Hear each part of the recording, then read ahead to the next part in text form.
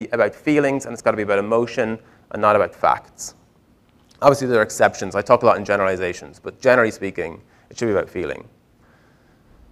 Okay, so that was me and us. So then you have everyone, right? Then you have everyone in the world. We're all potentially connected to anyone else in the world. You hear a lot about this stuff. We have 6 degrees of separation. You have the Kevin Bacon effect, which I'm sure some of you guys have heard of. We've done some studies on this, and on Facebook, we think that everyone on Facebook, over 1 billion people, are connected through about between 4 and 5 other people, right? So that getting across the network is actually very easy in one sense, in a short number of steps. It's also very hard because you don't actually know who knows who, right? It's just so hard to comprehend. This, though, by the way, is a huge, huge product opportunity. Connecting with people that you don't know that have things in common with you, right? It's a huge, huge product opportunity. People who like fly fishing, people who have had lung cancer, people who believe in God, people who've been to Tanzania, people who are widowed, people who have twin babies like me. People, I need help, by the way. If you've got twin babies, please come talk to me.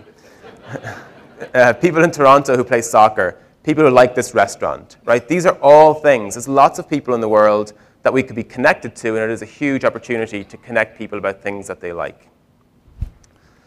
So the key to doing this, I think, the key to doing this successfully is to understand that beyond the kind of 7 billion people, underneath that is an invisible network. And that invisible network, it's like, how do we get from 7 billion to everyone being connected in 4 or 5 or 6 steps? And it's because there's an invisible network underneath it. And basically, that invisible network is many groups of small friends connected to other many groups of small friends. Right? Lots of small groups all connected together in this really big web.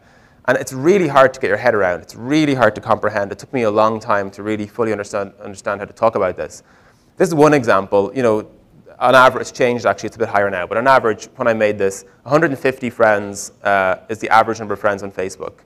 That means that those people are connected to 10,000 friends of friends. And it means they're connected to over 1 million. These numbers are incredibly conservative, by the way. It's probably much higher. Over 1 million friends of friends of friends. Right? So just in a couple of steps, all of you, are connected to millions and millions of people.